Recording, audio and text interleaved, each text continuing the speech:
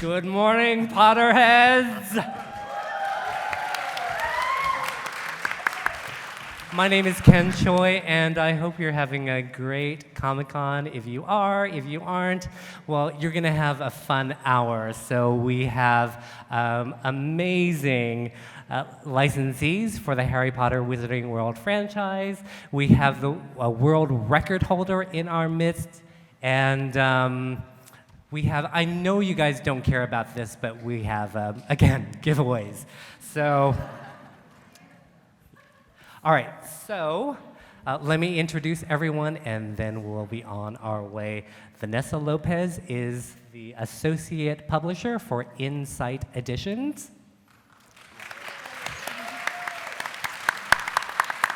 Chris Hernandez is a brand manager at McFarlane Toys. And he is known as Mr. Asher Potter. He is the Guinness World Record holder for largest Harry Potter collection in the world. And we also have Carla, who's going to interpret for us. All right. Okay, to start off with a couple giveaways, who knows the name of my teeny tiny Harry Potter collection page?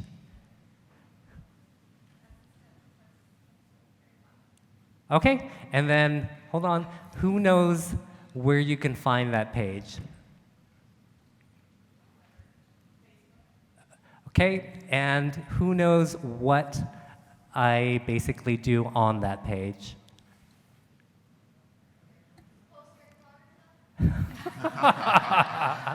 All right, just to let you know, I post mainly deals on that Facebook page. So you two, come on, grab a... I know last night was a big party night, so I'm impressed with everybody who got here this morning. Thank you for coming.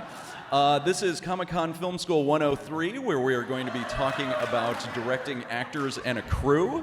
So before we get started, we're just going to run a reel that will show some of the stuff our panelists have worked on, so you can kind of see where we're coming from. So, Richard, go ahead and roll it.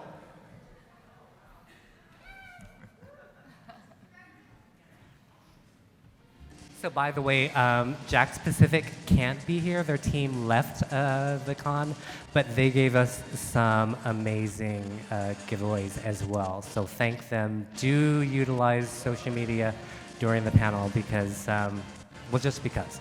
All right, so we're gonna start with Vanessa and Insight Editions. Hi guys, can you hear me? I'm Vanessa Lopez, as you said, from Insight Editions. Close to the mic. There you go. Hi. Yeah, so we've been producing Harry Potter's books and other collectibles for, I'm gonna say it's been about 10 years. And I think we were, sort of one of the first publishers to really embrace the idea of creating books for collectors for the Harry Potter films, knowing that, it's not something that's just for kids, it's something that's for all ages, and that we could really create something that was really deluxe and special for the collector's market. So one of, a couple, great licensees that really embraced the market and really went full force into it. So, yeah, I think I'll talk just a little bit about some of the things that we've done over the years. And then, yeah. So, yeah, we do books, all kinds of stationery, pop-up cards, pop-up books, candles, different things like that. So. Oh, sorry. There's a subtle hint to change the slide. Yeah, so this is our Harry Potter pop-up guide to Hogwarts, which I brought with me here. Here it is. There it is. I think the first time we ever made one of these pop-up books, I remember we sat around in a room and we were like, are we crazy? Are we literally crazy? This is, how do we do this? This is so expensive, and how do we make a book that you can open flat? Like, how does that work? So we're working with paper engineer Matthew Reinhardt. If you guys know him, he's incredible. He's one of the best paper engineers ever. And we tasked him with the challenge of create Hogwarts and the grounds and the Quidditch pitch and the Forbidden Forest and Hogsmeade, and make it open up somehow and make it amazing. And so yeah, and he rose to the challenge. And so yeah, so if you're not familiar with the book, it opens up like a normal pop-up book. It's got all of these sort of different pops around it, little, you can't see from here, but little windows where you can sort of open up and look inside the castle. And then when you're done looking at it, it has a magnetic flap. That's how we solved that problem. This for the spine, and you can actually open it flat like a 3D map of Hogwarts. So yeah, it was, thank you. It's a lot of people that had to come together to make it happen, but it was well worth the work, I think. Fully illustrated, so each individual piece, if you actually look at it, it's a flat piece of just little broken up pieces of individual art that get cut and put together. And there's no way to shortcut that. It just happens. You cut them and you put them together and you make 200,000 of them. Yeah, that's basically the book. We did a collector's edition that comes with a unique pop. It's signed by Matthew Reinhardt. And so next fall, really excited to announce that for next fall we'll be doing the sister volume to this, a follow-up, which is Diagon Alley, and it'll be spectacular as well. We're trying to figure out how we can make that one just as special. So. Yeah, so moving on to this one. So we actually did a 4-volume set we call the Vault series. That's the Creature Vault, the Magical Places Vault, which is all the locations from the film, the Artifacts Vault, and the Characters Vault. And for that, we worked with all of the filmmakers, Warner Brothers, and the Bear Partnership to put together all of the concept art, sketches, diagrams, everything that was put together to create the Harry Potter films for that. So it was a 4-book series. And for this set, we actually created a collector's edition of the Creature Vault that comes with a Book of Monsters prop replica. And what I like about our Book of Monsters prop replica is whenever I see it, I feel like I have to pet it to open it, which to me means we did it right. So, yeah, so moving on, the Harry Potter wand collection. Yeah, we just wanted to create a book that celebrated all the unique wands that were created for the film, because they're all different. And what a lot of people don't know is that the number of characters that actually got their own unique wand for the films, which is pretty cool. And so, yeah, we created the book. It's the size of a wand. It profiles each character's wand in really detailed photography. We actually had, Warner Brothers was amazing, and they got all of the wands sent from Leavesden to Burbank so that each individual actual wand that was used for the film could be photographed. So that's the Harry Potter wand collection. And we actually created a limited edition of that one as well that comes with a replica of the Elder Wand. So yeah, and I guess as far as what's new, that's just an example of some of the stuff that we do. I think recently we were thinking, well, we make really big books. Why don't we try making really small books? So we just recently released a collectible series of Harry Potter mini books. They look like this. But then we created Harry Potter tiny books. They come with a little slipcase, and you can take them out, and you can actually read them. There's stuff in here. They come with a little ribbon, so if you want to wear it as a necklace or use it as an ornament, you can. And believe it or not, next fall we're releasing a series of Harry Potter micro books. Because just we often, so when we're not sitting around thinking, are we crazy? We're sitting around thinking, how can we make our lives more difficult? Usually what we do. And so they'll be about this big. We're working on that right now. So can look out for that fall 2020. And just a few other things. We also have this series of pop-up cards. If you stop by the booth, you can take a look at this. So this is the night bus.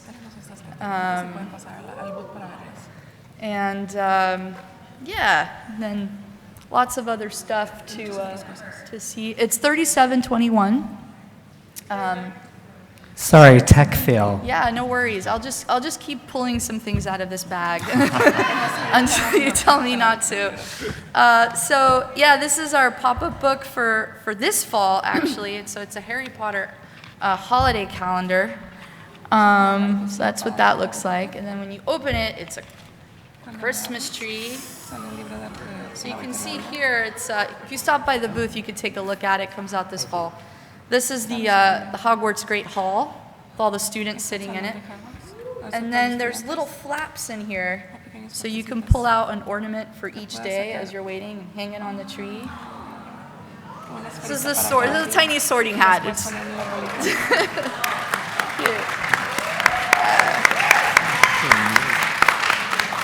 And then when you're done, if you want to read about Harry Potter and Christmas, there's like a secret book that comes out of here. So you can pull it out and you can read about, Hogwarts over Christmas and sort of relive all the Yule Ball and all of those special moments that happen. There is a star. It's it's the 25th day. Spoiler alert. But yeah, so that's the Harry Potter holiday calendar that we've got, and then this is the last thing in my bag, but this is Harry Potter Spells and Charms scrapbooks. So we have a whole series of these little books that it goes through all of the different spells and charms in the films, and then it's got all kinds of little knickknacks and stuff inside that you can take out, like Patronus cards, and collect all the Patronus cards and all that stuff that come out of the book. And it's a complete series. So we have the dark arts, we have scrapbooks on individual characters like Newt Scamander and different Potter characters. There's a Diagon Alley one with lots of galleons and different things that you can take out that are related to Diagon Alley. And so I think this is one of our final slides. So we talked a little bit about the pop-up cards. This just shows a variety of some other things. We have a series of Harry Potter models that you can pop out and build. You can build a Snitch, you can build the Hogwarts Express. And what's great about them is that they're made out of wood, so you can paint them however you want. You can customize them, create unique versions of each model. Those are the Incredibuilds there on the right, and then we have a whole series of Harry Potter candles. If you'd like to light up your home with your house or whatever it is. So they're all like those wax candles that you see there. The big pillar is actually hand painted wax. So they're each individually hand painted. So yeah. Oh, and then Harry Potter stationery. We have a lot of it. So if you're interested in writing letters to your friends, making it feel like it came from Hogwarts, you can buy a Gryffindor set with a Gryffindor wax seal set, and journals and rep your house and different things like that. All kinds of stuff, and I'll be at the booth later if you have any questions. I'm happy to answer them. So yeah, that's our booth number. Should I mention? Yeah, so if you guys stop by the booth, we'll, as a gift for you guys for attending, anybody who came to the panel, buys a Harry Potter item and says expecto patronum to the cashier will receive a free Harry Potter gift on us. Ooh. So, yeah. And I think the Inside Edition's website is still having a 30% off sale. Yes. Is that right? Yeah. All right. And there's a bunch of booth specials as well. All right, so, cool. Yeah. Some questions for you, Vanessa. How long does it take to manufacture and design the pop-up books? Oh, that's a good question. To be on the safe side, I'd say it's about 2 years. Oh my God. Yeah, it's about 2 years from start to finish to do all the paper engineering, illustration, and then, a good 3 months to just put it together. And when working with WB, are you going back and forth as far as the designs go with the pop-up? Yeah, So it's a constant back and forth with back and forth at every stage from concept to each individual pop, every single illustration, each piece. Yeah. Let's go back to the prop replica of the Monster Book of Monsters. There's multiple items for the Monster Book of Monsters, and just to be clear, Inside Editions has their own replica. This is very different than the normal plush of the Monster Book of Monsters. Yeah, it is. It is different.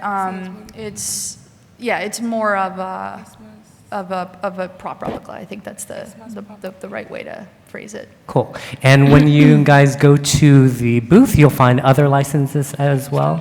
Yes, yeah, we do. I mean, with Warner Brothers, they're great partners of ours, so we do a lot of what you see there. We also do for DC, Supernatural. We have one of these pop-ups for Game of Thrones and another one about to release in fall for Star Wars. That's, all episodes, also unfolds flat. Also Matthew Reinhardt, so. And everybody who comes to the booth as well, they have an opportunity to spin the wheel, yeah. Yes, yeah, so we'll be doing a prize wheel. I'm not sure when that happens today, but we'll definitely be doing it. Definitely tomorrow. I'm not sure if it's today, but yeah. All right, thanks, Vanessa. Yeah, no worries. Thanks. All right, Chris. Hi, everyone. I'm Chris Hernandez from McFarlane Toys. And so, much like Vanessa, we have a bunch of licensees and licensed merchandise that we do throughout the gamut. So we do things like Game of Thrones, Stranger Things, other TV shows, and video games as well. So a little background on the company. It was founded by Todd McFarlane, who was a famous comic book artist in the 80s. And then in the 90s, he wanted to branch out and make his own comic book character, Spawn. And then when he wanted to make a toy of Spawn and license it out, he realized that no one could really do it the way he wanted it in his vision, so he started his own toy company. And we've been around for about 25 years now. And we've been dealing with a lot of different licensees and things like that. So when we signed Harry Potter about last year, we all kind of got really excited about it. I mean, working in the office, we're a bunch of nerds and geeks as well, so it kind of helps out the process. So basically, the way our process works is you see the figure right there. It comes about 7-inch scale, so it takes about 8 to 12 months on our end for a production timeline. So when we get a license like this, we will get assets from the licensor. They'll send us, images or screen grabs. Sometimes we'll get some scans if those are available. And then when we get those, we give them to our sculptors. And what they do is they get them from their tablets and their sinks and they start sculpting it out, 3D. And Todd's right there watching everything, making notes and all that as well. And then when we get to a point where Todd feels that it looks great and he wants to submit it for approval, we do just that. And then we collaborate with the licensor on that point. So at this point, it'd be Warner Brothers and us. We'd be going back and forth, making notes and things like that. So then once we get final approval on that, we go on to the next stage. We go on to the painted phase. So what that happens there is we paint our prototype, get all the colors and everything as you see. It's a little bit smaller. Ooh. So then when that is approved, we go on to our final stage of and that's the packaging. And so what's really cool about a lot of our licensors is they have style guides, so we can kind of follow their image and they have their branding across the board. And then when that all takes place, we pretty much have our final product in the package. And so these retail for about $19.99. And we have various characters coming out as well too, not just Harry Potter obviously, but coming across, we can range across all the Wizarding world, including the Fantastic Beasts series, all the movies. And so it's just real exciting to kind of work with a established brand and making sure we have our little take on it and our interpretation of our figures. They come articulated, so you can take them out, you can pose them in dynamic poses. You can also just have the Patronuses there with them, and they have their wands, very character-specific details. And that's a big key to McFarlane Toys, that we have very, very, very detailed figures, so they look almost realistic. So, and that's the best part about everything that we do here, is just making sure that we want to make sure, because the fans, at the end of the day, you guys are the ones that are going to want this. You guys are the ones that basically tell us what you want, and we want to make sure that we hit every single aspect of it, because it's Harry Potter and it deserves it. That's how we feel.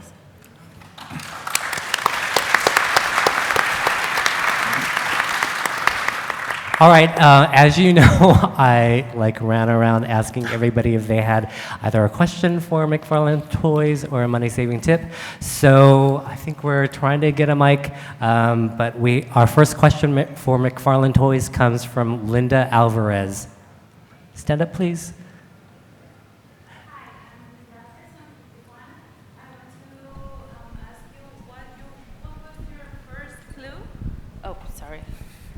What was your first clue when you decided to open your company?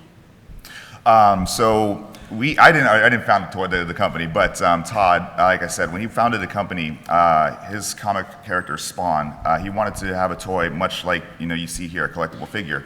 And since he's an artist, he's very detail oriented, and he shopped to different licensors, different toy companies, and they all gave him prototypes and things like that, and none of it was to his liking. And so he finally just said, you know what, if you want to do it yourself, kind of thing. So he decided, he went to a toy fair in New York in the 90s. He took his own prototype, shopped it around, and they said, okay, who are you with? And he said, it's my own company, and the rest is history. So he started selling into Toys R Us when that was a thing. And it just started from the ground up. So it started in the 90s, and he's been around for 25 years now with the toy company. Okay, thank you. And guess what you get for asking a question? That's why I ran around like a chicken with its head cut off. We do have a few more as well. So. All right, the second question comes from Tatum. Please stand up. Hi, my name is Tatum. My question is there a toy that you or your company really wants to make, but you are scared that it might be a risk? That's actually a really good question, because we, as brand managers, we kind of have that internal struggle, like I like to call it.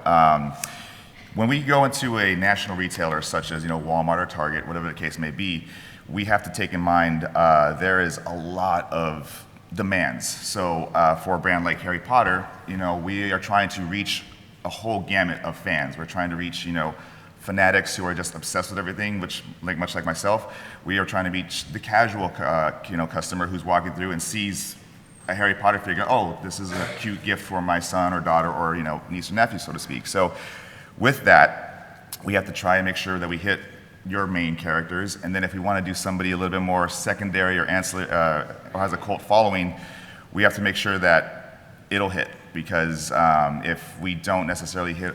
It doesn't, for lack of a better phrase, if it was to flop, it kind of comes back and we don't really want to do that. So, in a roundabout way, we do get to make some secondary characters that might not be as well known for the most part, but it is kind of a calculated risk, I should say.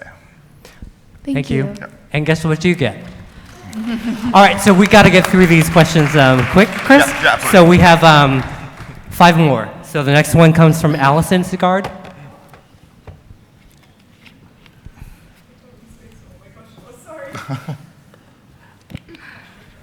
Go. What is to come in the future for what can we expect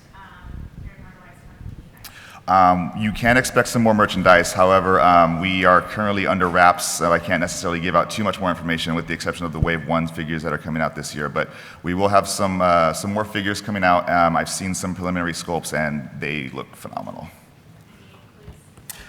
I've been considering the room. I feel if I give away a clue, I will probably just give it away, period. So, right. Guess what you get? All right, the next question comes from James. Yes. Been a fan of, thank you. Been a fan of Spawn from the outset. I love that the range of accessibility for the toys, up to like the really hardcore collectible, $100 items. My question is, are there any animatronics for the consumer coming out? Any plans for that? Not necessarily. We're still trying to figure out a lot of the brands, because to be quite honest, when we sign a license, we don't necessarily have certain rights to do certain things. So we kind of, are, shoehorned into a certain subject. So, like for example, Harry Potter, we have the rights to make 6 to 12-inch figures, and that's pretty much the end of it, of what we can do. So it's not necessarily an issue we can or can't. It's just it's an issue of can we or can't we, so to speak. So we have the capability. It's just whether or not the licensor will allow us. Come get a toy. And just to let you know, no one has these figures yet. They're not Yes, released these are yet. not in stores just yet. Yeah. So you guys are the very just first yet. people who get these figures. All right, Sydney. Hi. Yes. I'm just wondering if you guys are sort of limited to the visuals that WB provides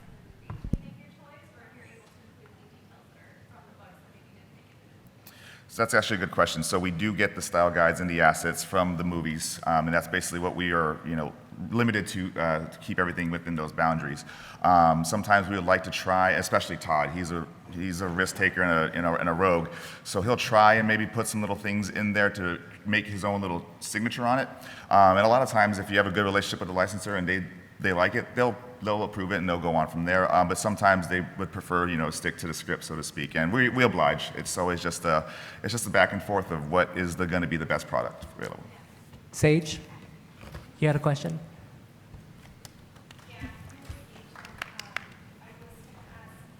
Why do you use a lot of the same molds?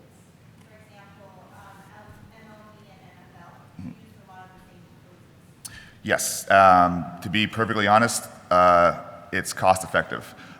Because when we were running a line of figures that has 6 to 8 characters or players, to basically in our industry we use the phrase cutting steel, which means once we laser cut a digital mold that's been approved, that is an extreme amount of money, and that's something that we have to basically hit to hit our project costs. So in these molds, if we want to make sure they're not just one and dones because of how much money it costs to actually do that process.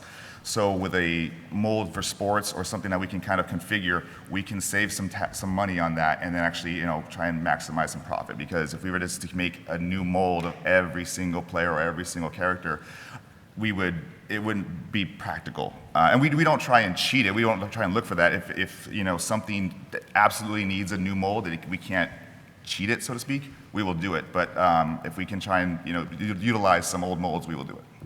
All right, really quick from Claudia. Please ask your question.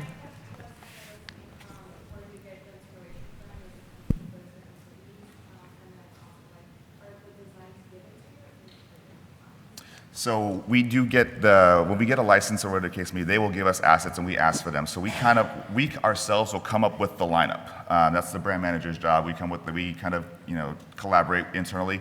We'll come up with a lineup, and then we will ask assets from specific movies or episodes or books, whatever the case may be. And then once the licensor approves the concept, then we can get assets, even more assets. Then we give them to our sculptors, and they go to work. And so it's again a lot of collaboration, but a lot of it is just coming up with the idea and seeing what will stick and get approved. Awesome. Come in and get a figure. I'm going to hold on the last figure giveaway because the social media director from McFarlane Toys can't connect, but she's here, so and they'll be watching afterwards. So please do keep on doing your social media because we so appreciate McFarlane Toys for giving us those amazing giveaways. Thank you so much. And then also, we are at booth 2401. We have a bunch more merchandise on display there as well. Yep. Thank you. Okay, pressed for time. Again, Jakks Pacific gave us amazing giveaways. I do not work for Jakks Pacific, so my presentation, I just wanted to tell you guys a little bit about their stuff because I'm so thankful that they did. As you know, they make die-cast wands. They have several series. And they make training wands, they make noises, you can duel each other. So it actually works like laser tag, so they're a lot of fun. Most play sets that came out this year will interact with those training wands. They have new for this year, the Quidditch play set, the Ollivander's Wand Shop, as well as the Great Hall. The Great Hall definitely lights up with those training wands. This is a special exclusive set that's available at their booth that they're sharing with Think Geek. They actually light up and make sounds. And so they're at 3349. New for this year, if you weren't able to come to their presentation last night and you went on the Wizards Unite walkabout. So they have new collectible die-cast wands coming out, including Snatcher, Fred, George, Cho Chang, and a Chase die-cast wand. Please do tell me what that is if you get that. And this is hasn't even been released yet, a Hedwig interactive interactive creature. It makes sounds. I believe it lights up, but its head moves, and I do believe it responds to your voice. So that's pretty amazing. And new for this year is a wand training wand for Ron Weasley. And Jakks Pacific is at ThinkGeek booth 3349. And now for the kind gentleman who helped me out with the tech, you get a Hedwig interactive thing. Plus, you're going to get the last McFarlane figure as well. Thank you so much.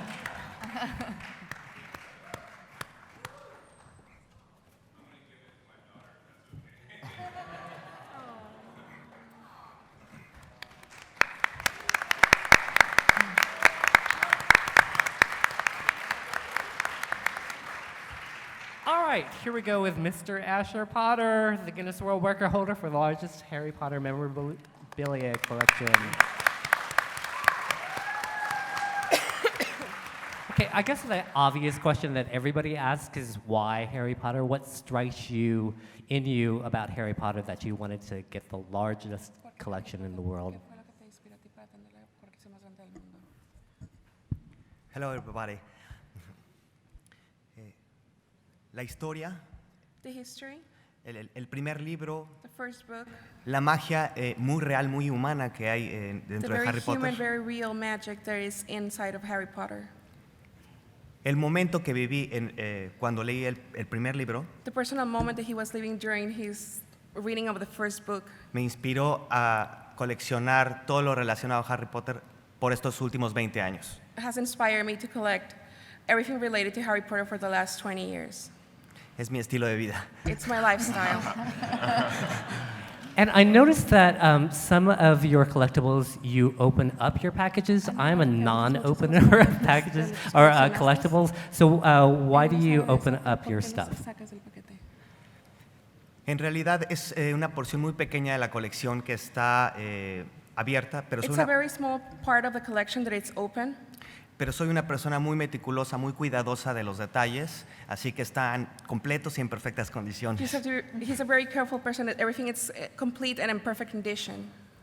A partir de 2010, From 2010, prácticamente son objetos comprados exclusivamente para coleccionarse their objects are purchased exclusively to the collection, y tengo que invertir mucho tiempo y esfuerzo en la conservación de todos los objetos. a lot of time and effort has been invested in the conservation of these objects. So when people come to my house, they think that I'm a pack rat. It's actually really good stuff, and it's all collectibles. So where do you keep your stuff? Ok, hasta hace 3 años tuve la necesidad de poner toda la colección en una bodega. ¿Hace 3 años tuviste la necesidad de tener esa colección? 3 years ago, I had the need to put all of my collection in a storage room. Posteriormente cambié de ciudad, cambié de residencia After that, I had to move the city. I changed my residency. y todos los objetos están exhibidos a manera de museo, And everything is exhibited as a manner of a museum, específicamente para hacer el más reciente conteo y actualizar el número del récord Guinness. specifically to make the last counting and update my World Record Guinness. ¿Alguien quiere saber cuántas piezas consta la colección más grande del mundo? Will somebody like to know how many pieces is in the largest collection in the world? So let me preface that you just did a recount with Guinness. Can you tell us that number then? ¿Nos puede decir en un minuto cuando hiciste la recolección con Guinness? En un minuto. Ajá. Ok, ¿un minuto qué? ¿Le puedes decir lo que hiciste cuando hiciste la recolección, el reconteo con Guinness? Ok, el proceso en un minuto. Se hizo el contacto a través de internet con Record Guinness, se contrató a 2 fedatarios públicos, se hizo el video sin interrupciones en inglés de cada una de las piezas, se corroboró con el inventario impreso con todos los detalles de cada pieza y estamos en proceso de subir toda esa información a la plataforma de Guinness para que se obtenga la respuesta y el certificado. With Record Guinness, they have to contact first 2 people who come and verify where it is. You have to create a video uninterrupted with an English description of each object, so they can make the content and then send an inventory, which is this, of each of the objects that he has in the collection. And so the number. ¿Cuál es el número? Okay, I'm not ready. Okay, So okay. everyone has a goal, right? Emotion. Okay. Right now, this inventory has 5,461 pieces. Wow. And just so everybody understands, those are unique items. They do not count duplicate items, correct? That's correct. No hay, son objetos únicos, no hay duplicados, ¿verdad? Únicos. Yes, unique items. They are not duplicates. So now you have actually a museum of your Harry Potter. Tú tienes un Correct. museo de Harry Potter, ¿correcto? Okay. Tenías. Hace 3 años se abrió una propiedad en la Ciudad de México donde a manera de museo puse toda la colección en exhibición. ¿Tuviste que mudar? Lamentablemente no ha habido el contacto con Warner Bros., propietario de los derechos, para lograr oficializar ese lugar de memorabilia. He has a place in Mexico 3 years ago. He had a place that he exhibited everything, but it cannot be called a museum because he hasn't had the contact with Warner Brothers for them to officialize and give the permit for him to call it a museum. So you have a place where all Yes. the... Okay, great. And do you charge admission for that? Or are you able to ¿Cobras charge alguna admisión admission? por eso o cobrarías alguna admisión por entrar a ver la colección? No es posible toda vez que los derechos le pertenecen a Warner Bros. It is not possible to charge anything because the rights of the products belong to Warner Brothers.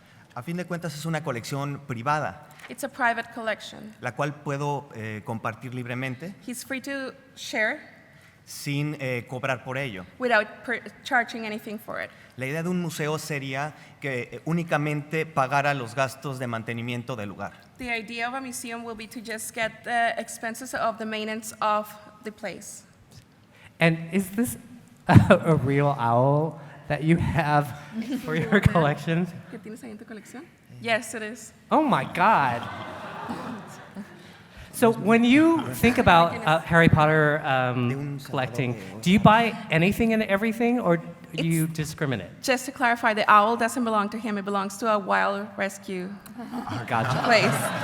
I'm like jealous. No one can beat that. So my question is, do you buy anything and everything Harry Potter, or you discriminate on what ¿Tú you buy? compras cualquier cosa que sea Harry Potter o discriminas en algunas cosas? Eres selectivo. Todos los objetos tienen que ser oficiales. Anything and everything, but as long as it's official. Sin embargo, son 62 categorías de diferentes objetos But he has 62 different categories of different objects in the inventory. y en base a esa selección de categorías es que he ido ya los últimos años adquiriendo los objetos. Based on this category section, he's the last years been acquiring more objects depending on the category. So as you know, there's a woman in England who's named Victoria McFarlane. She actually writes for Leaky Cauldron, and she holds the record for largest collection of Wizarding World memorabilia. And I know that prompted you to reapply to Y Guinness, eso yes? fue lo que te motivó para reaplicar, ¿correcto? Es correcto. That is correct. El récord actual de Harry Potter es el que sostengo por 3.097 piezas. The actual record right now for Harry Potter, 3097? It's for 3,097 pieces. It belongs to him. Okay. So I guess the follow-up question, I'm a bargain hunter. How the heck do you afford all this ¿Cómo le haces para stuff? poder pagar todas esas cosas? Trabajo mucho para ello. He works really hard for it. There you go. And when you meet celebrities, we saw pictures of you with Daniel Radcliffe and Matthew Lewis. What do they say about your world record? Con las selecciones, ¿qué es lo que te preguntan sobre el récord Guinness? En realidad, preguntas muy generales. Very general questions. sobre todo Daniel Radcliffe se sorprendió mucho que la colección más grande del mundo estuviera en México. Daniel Radcliffe was actually really surprised that the record was actually in Mexico.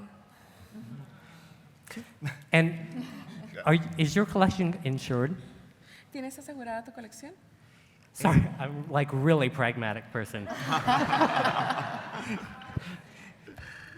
En México no existe una empresa que dé el avalúo oficial. In Mexico, there is not a company that makes an evaluation for a collection and it has an official Y no se- number, so you cannot actually insure it. y no se puede Ouch. asegurar. So there's So I nothing guess you can the follow-up question is, do you let people touch your do. ¿Dejas stuff? que la gente toque tu colección? Because I don't. Porque él no permite que la gente la toque. Ok, solo ciertas cosas y bajo mi supervisión. Only certain things and under his supervision. All right, thank you for coming from all the way Muchas from gracias por Mexico. venir After. de México.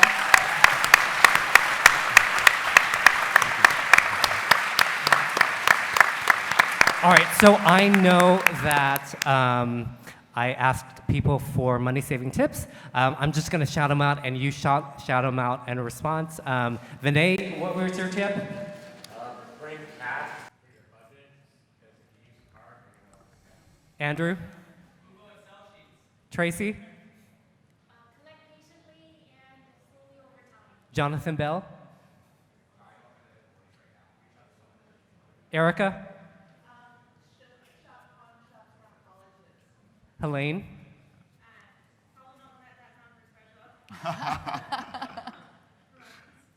I can't read my writing. Last name Castro? Carl Ehrlich? Steve? Raven? Sorry, I can't read my writing. Baltimore? All right, after the panel, come get a die-cast wand for me. And let's see. Somebody, did you find anyone? Yeah. So we won't give a McFarlane, but from my personal collection, because I have so many duplicates as well, I actually told Victoria and Asher that if I did apply, I would beat their collection. So we've got a little competition next year. We'll see what happens. So, Shamini, do you want to shout out the person? All right, thank you for doing your social media. You're going to get a Hot Topic exclusive Crimes of Grindelwald playset. And I do have the one more figure for you as well, too. Oh, Yeah. there you go. So you get both. So we so appreciate you coming, so appreciate you continuing to do social media for Inside Editions, Jakks Pacific, and McFarlane Toys. Please do visit them at the booth. They have been so kind to the fandom and the Harry Potter fans around the world. So again, thank you for coming, and have a good con.